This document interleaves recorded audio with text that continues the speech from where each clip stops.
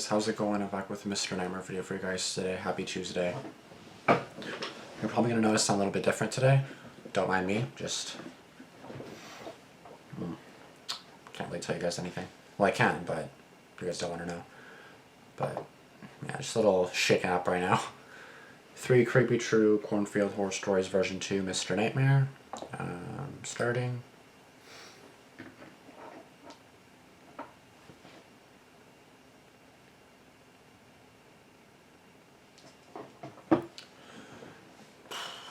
So, I don't know what you're really going to be doing in a cornfield. Like, I don't know why you're in a cornfield to begin with. Like, I don't understand why you're in a cornfield to start with. And assuming that these are all going to be at nighttime, because cornfields in the day are not scary. It's usually at nighttime that they're fucking terrifying. Which makes sense, rightfully so. So, yeah. I have no idea what the fuck these bitches are doing in a cornfield in the middle of the night, but I guess we're going to find out. 22 minutes, 46 seconds, 3 Creepy True Cornfield Horror Stories version 2.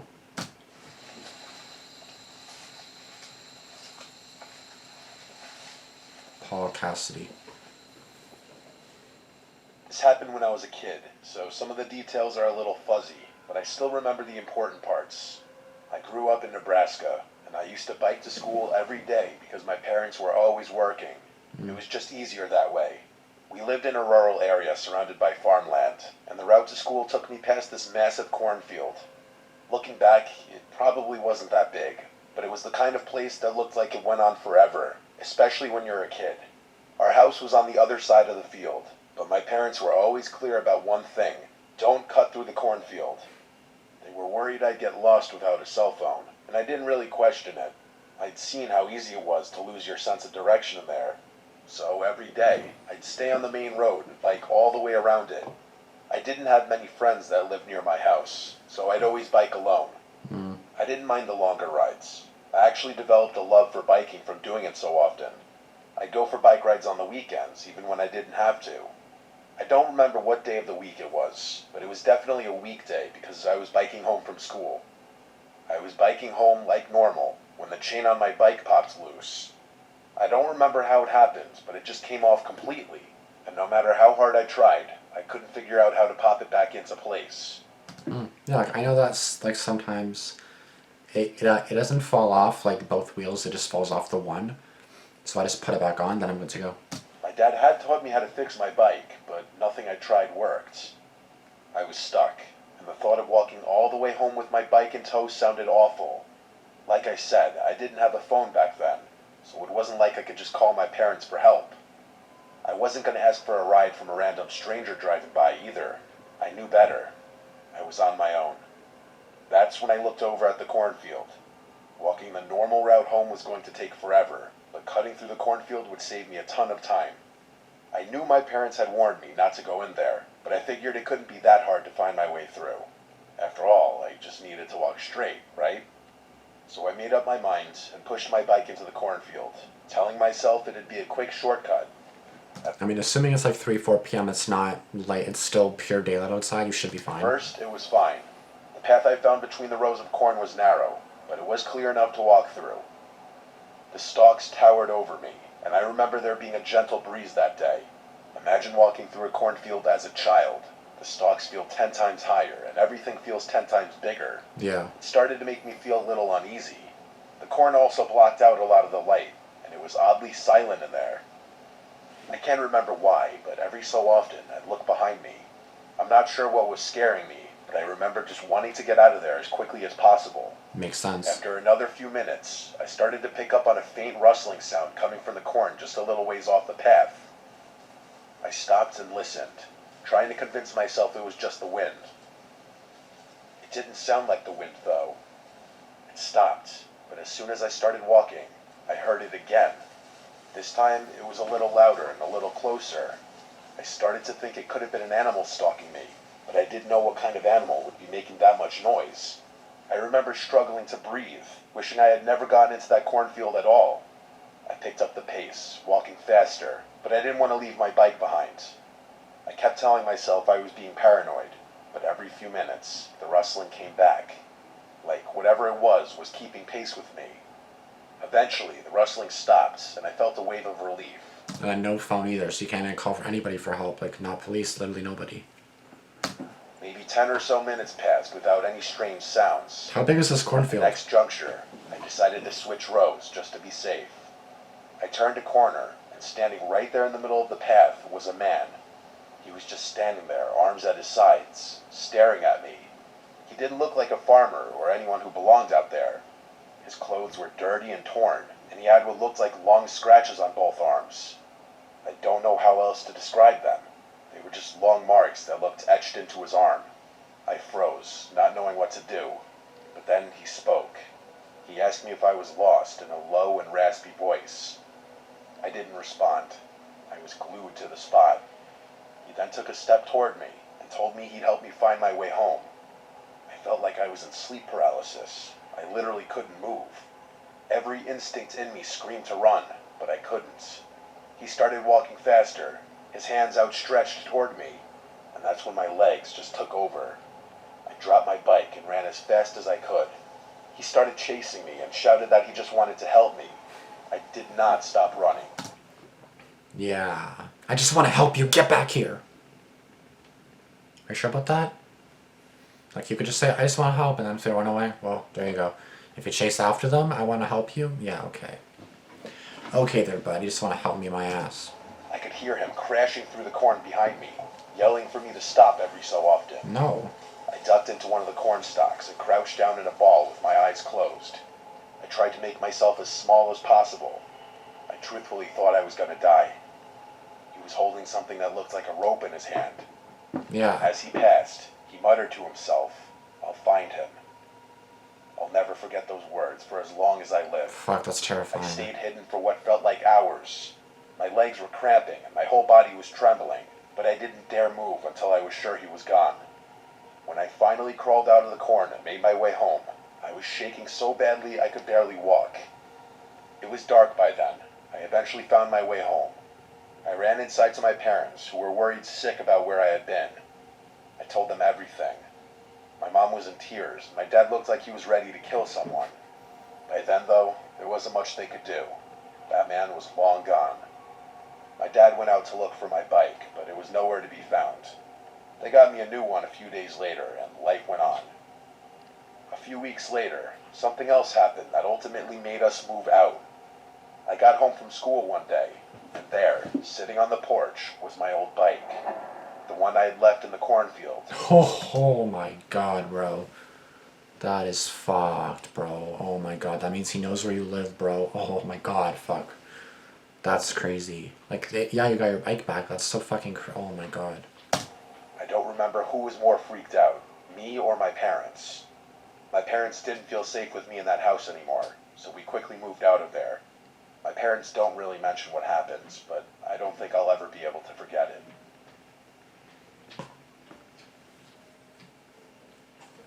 All because your chain fell off? Fuck, man.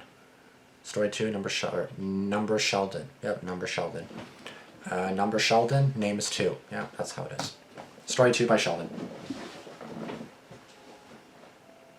I was 28. I had been trying to chase my dreams of being an author by writing for a popular newspaper, but things didn't work out. I had just returned home to help my aging parents on the family farm. It wasn't exactly what I had planned for myself after leaving home years ago, but they were getting older, and managing the place on their own was becoming more of a burden. The farm was quiet and isolated, surrounded by vast fields of corn that stretched out for miles in every direction. The nearest neighbor lived about a 10-minute walk away, a small farm run by an older woman who had been living there ever since her husband passed away a few years back. Life was slow out there, and I didn't mind that. At that point in my life, slow was exactly what I wanted. Things were pretty normal for a week or two. I was starting to get used to the routine of managing the farm, and the slower pace of life was really beneficial to me. I had a ton of free time on my hands to think and write, which was how I spent most nights. I'm not sure what it is, but I'm most productive and creative at night, so I took advantage of that. I'd get the farm stuff out of the way well before the sun went down, and then sit at my computer until I couldn't keep my eyes open anymore. I had opted to stay in the tiny bedroom on the 3rd floor so that I wouldn't bother my parents with the strange sleep habits. I liked it up there. It was cozy and quiet, and the window gave me a beautiful, muse-like view of the farm. But after about another week, I started noticing something odd. Every evening, just before sunset, I would see a figure standing at the far edge of my parents' cornfield, between two rows of corn. At first, I didn't think much of it. I assumed it was someone from the neighbor's farm, maybe checking on their land or surveying the crops. They weren't actually on my parents' property, so it's not like they were trespassing or doing anything technically illegal. It was just kind of odd, though. The figure didn't move or make any kind of gesture. Just stood there, almost like a scarecrow or mannequin. Okay. I couldn't tell if it was a man or woman. Hell, I couldn't even tell if they were facing me. It was unnerving, sure, but I figured it was nothing to worry about. Despite the eeriness of it all, I noted that the scene would definitely make a cool photo. A shadow against the golden backdrop of the evening sky and fields of corn that stretched I was wondering what time it was. So evening, so like maybe like 9, 8, 6 p.m., I don't know. on forever. A few more days passed, and the figure kept appearing. Always around the same time, always around the same spot, just standing there. One night, I watched it extra closely just to make sure it really wasn't a scarecrow. Eventually, I did notice it move, which confirmed that it was a person. It was strange, but I kept telling myself it was harmless. I even thought it might be the neighbor, the old woman my mother often mentioned. I hadn't seen her since I'd been back, but maybe she had a reason for being out near our property. Either way, there was only so much harm an elderly woman could really cause. It's not like she posed a threat to my parents or their property. Right. Of course, if that were true, I probably wouldn't be writing this all down. In hindsight, it probably wasn't wise to be so nonchalant about the situation. Things started to change over the next few days. The figure began getting closer. Each night, I'd see it between two different rows of corn, always closer to the house. It was still silent and still unmoving, but it was definitely closer each night. I was sure of that. I still couldn't make out any details about them from that distance, but things were getting serious now. Whoever was out there was deliberately getting closer and closer to my parents' property. After 2 nights of this, I decided I had to do something. The next morning, I told my parents about what I had been noticing the past few weeks. My mom brushed it off and told me that it was most likely the neighbor's son, who had always been a bit of an oddball, according to her. To call him an oddball was a bit of an understatement, but my mom was always one to put things nicely. To my surprise, they didn't seem concerned or even weirded out. They told me that I should just let him be, as he's harmless. One evening, as I was working late in the barn, I glanced toward the edge of the field and felt my stomach drop. The figure was no longer at the far edge of the cornfield. It was standing just outside the property line, much closer than before. A cold chill ran through me. I wiped my hands on my jeans, and feeling a mix of unease and frustration, I decided to approach it. I needed a better look. I walked to the edge of the field and yelled, "Who's there?" But as soon as I got close, the figure turned and sprinted between a row of corn. I went to chase it, but as I was turning the corner, I literally saw him dive into a row of corn, disappearing from sight. My heart was pounding as I stood there, scanning the field. Yeah, you wouldn't be running away if you're like innocent or if nothing's going on. Like you wouldn't be running away, right? But there was no way I'd be able to find him. It's not like I was going to start searching blindly through the corn stalks. I was really freaked out at that point. Even if that had been a troubled kid, I don't think I was comfortable with him on the property. The next morning, I headed over to the neighbor's farm, hoping to clear things up. The old woman answered the door, so I just asked her bluntly, without sugarcoating things. She seemed really confused when I told her about what was happening. She shook her head slowly and told me she hadn't been outside after dark for weeks because of her health. She told me that she could barely get around, let alone walk to the edge of her land. I then asked her about her son. She told me that he left home years ago and hadn't lived with her since. I froze as she told me that. I could feel my skin start to itch. Shit. Whoever I had chased the day before wasn't her son. It was a complete stranger.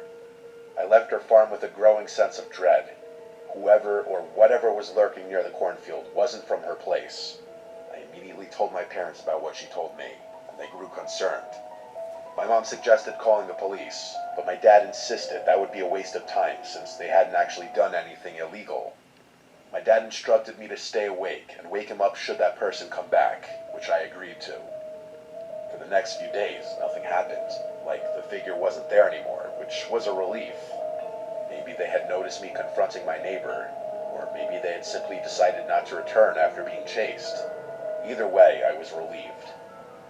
Later that week, I was out in the barn finishing up some chores when everything went dark. When I say dark, I mean it. The entire farm was suddenly plunged into darkness, and the power cut out without warning.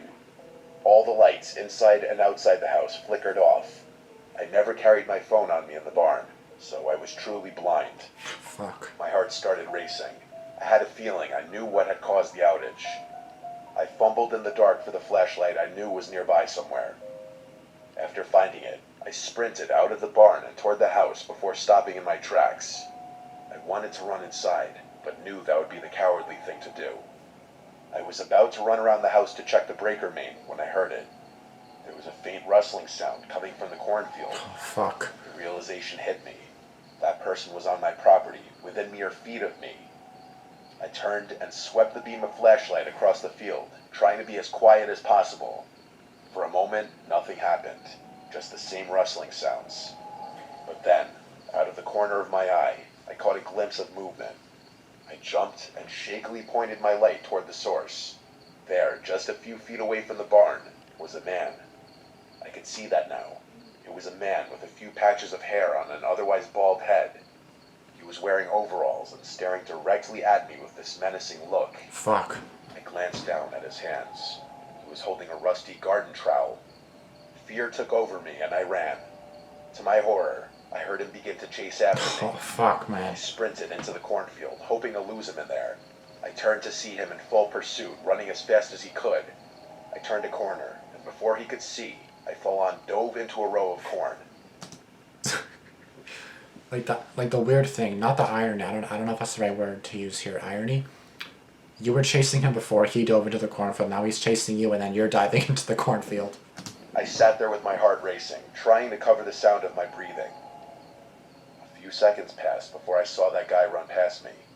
It was the most terrifying moment of my life. I wanted to make a dash for my phone and call the police, but I was too afraid. I sat there silently. English, no yawning. Have your phone on you, man. Have it near you at least, like on your person, For bro. a few Come on. minutes, contemplating the situation and my life. Eventually, I got out of my hiding spot and ran all the way back to the house, which was still cast in pitch black darkness. I called the police and woke my parents up. The police searched the property and found nothing. They did, however, find the source of the outage. Someone had dumped a bucket of water on our breaker main, which tripped the whole thing. The next day, I helped my parents install some added security measures, and even went as far as to tell the neighbor to be careful. I was only on the farm for another month, but nothing happened in that time frame. It killed me to leave my parents alone on the farm with some psycho lurking about, but I had to move on with my life. They hired a farmhand to deal with the chores, so I wasn't really needed anymore. This was by far the most bizarre and unsettling experience I've ever been through. It's something I still think about a lot. I feel like the things with this is like, you don't, like, you listen to the story, right? And then, like, you're literally, like, imagining yourself in that scenario, and, because, like, for me, like, I'm really tired right now, it's like 2 in the morning, but at the same time, it's like, you're imagining this happening to you. Like, I'm imagining right now, I'm in my house, right, in the backyard, I just see some random person there. I'm gonna be fucking losing it, bro. I'm gonna be terrified, you know what I mean? Like, you know, even if I know who it is or something, I'll be fucking terrified. It's like, who the fuck are you? Like, why the fuck are you in my yard? Like, you know, like, unexpectedly, you know, it's like, what the fuck? Like, I feel like that would just, fuck, that's so terrifying. Oh my god, I just really don't know what to say.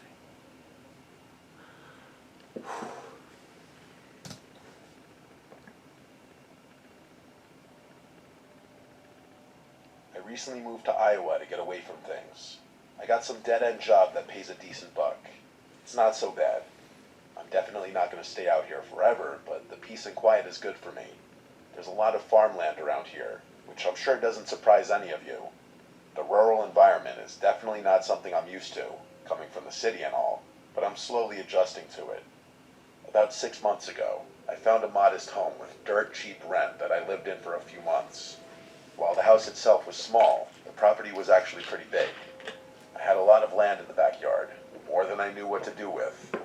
I'm I'm not sure if it was a farm or abandoned, but there was this massive cornfield that sat right next to my house. Like the field ended at a little wooden fence that sat a few feet from the physical structure. I could not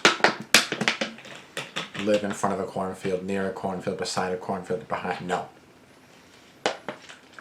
If it's anywhere here, anywhere in the vicinity, no. Practically touched the outside of the house and the fence at the same time. That's how close they were. As you could probably guess, I didn't have any neighbors. Despite what you might think, I found the isolation really peaceful. Sometimes in the evening, I found myself staring into that field from the window, reflecting about my life as the stalks billowed gently in the wind. I probably would have stayed in the house for a longer period of time had it not been for what I'm about to tell you. It was a windy October night, one of those cold nights that makes you want to sit in the comfort of a warm bedroom and look out the window at the wind blowing things around. I actually like being outside when the weather's like this. I know I'm a little odd in that regard. There's just something about shoving my hands in my jacket pockets when it's cold that makes me feel good. I was smoking a cigarette on the house's back deck, surveying the yard one more time before going back inside. I was almost finished when I heard it. A scream.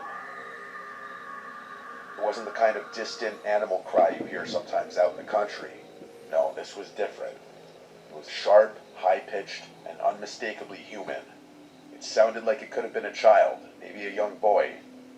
The sound echoed from the cornfield just beyond the house. Without thinking, I ran inside, grabbed my hunting rifle, and went back out. I'm not sure what came over me, but there was no way I was going to ignore a child that was potentially in danger.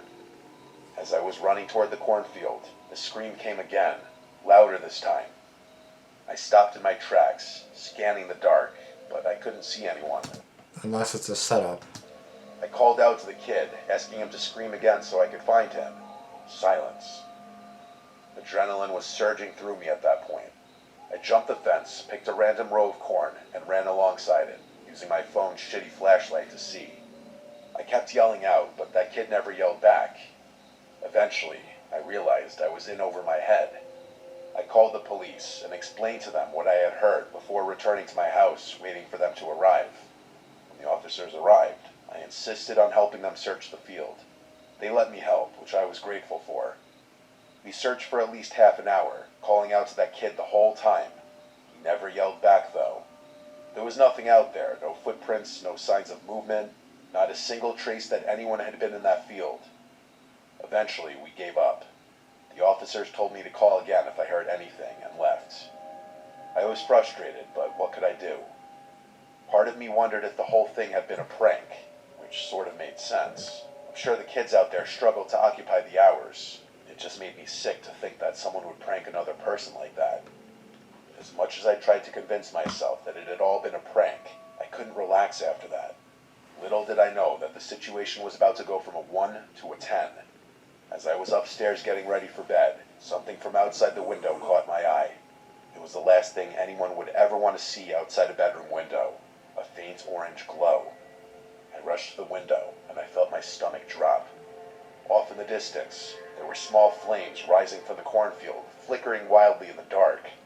I remember yelling "holy fuck" over and over.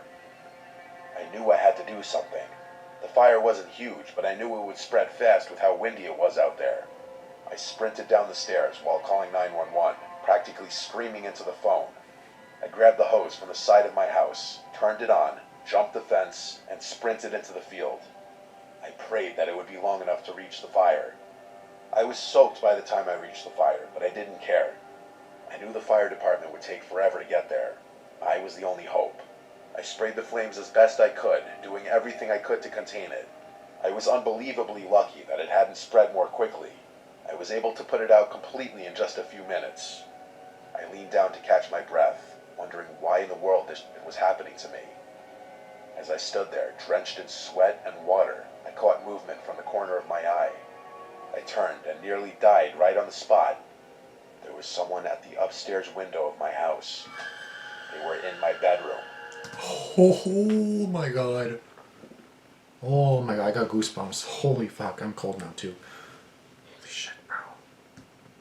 Without thinking, I dropped the hose that was still spraying water and sprinted toward the house.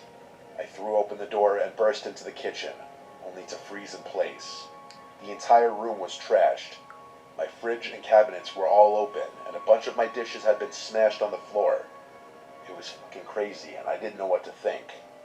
I barely had time to process the chaos when I heard the front door slam. I spun around and ran to the front door, but by the time I got there, whoever had been inside was gone. I rushed outside again, but they were nowhere in sight. I didn't have the energy to chase them. I actually thought I was going to pass out from how chaotic the sequence of events had been. A few minutes later, the police and firefighters finally showed up. I told them what had happened, and they took things much more seriously this time around. Attempted arson is a serious felony, and they treated it like such. A bunch more police officers and even some police dogs were brought out to conduct a more thorough search, but once again, they didn't find anything. Clearly, they had enough time to escape on foot. For a few weeks, I couldn't sleep. Every creak, every rustle in the night set me on edge. I slept with my hunting rifle on the floor next to me every night until I was able to move out. I kept thinking about what had happened. It didn't make any sense, but what gets me the most is that first scream. It makes me sick to think that there might have actually been a child in danger, not even 100 yards from me. Fuck, bro, like... That's the thing that's so fucked up, though. It's like people genuinely want to help other people. Some of them, of course, not all. Some people are trash, as we all know. But it's just like, fuck, bro. Like, you're literally just trying to help somebody out, and then that shit has to happen. Like, someone has to fuck your night up. Like... Oh, this came out on my birthday.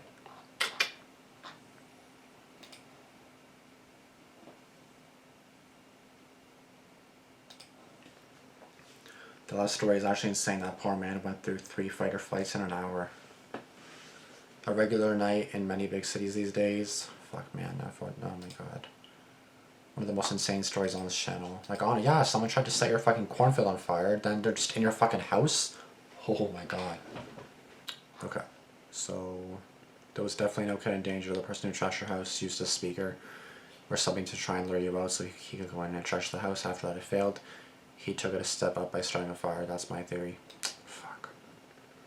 Everyone, please do not run towards the sound of screaming of any kind. If it's not a trap, it's a situation you have zero knowledge about. And could be putting yourself in danger. Your best bet to call the police even if they don't find anything when they get there. That is true. It's better to have the police there. They have guns and everything. They have, you know, 6 months service within a month. So awesome. Yeah, Mr. Nightmare has been on fire. I love these stories so fucking much, but it just fucking terrifies me.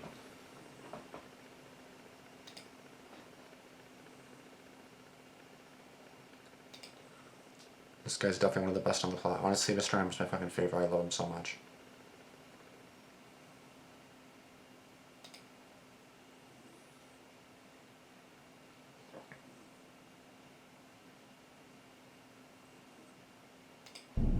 I was about to run around the house to check the breaker main when I heard it.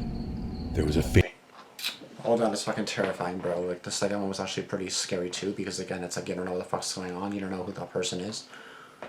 Children of the Corn comes to mind when I think about series or stories involving cornfields.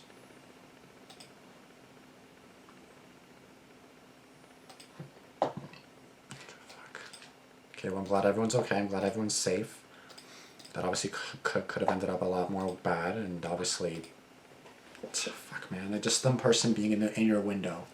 God, literally nightmares. Anyways, thank you guys so much for watching. If you guys enjoyed the video, please be sure to give it a like, comment down below, be sure to subscribe, turn on notifications, do all that good stuff, and I'll see you guys in the next video. Deuces, peace.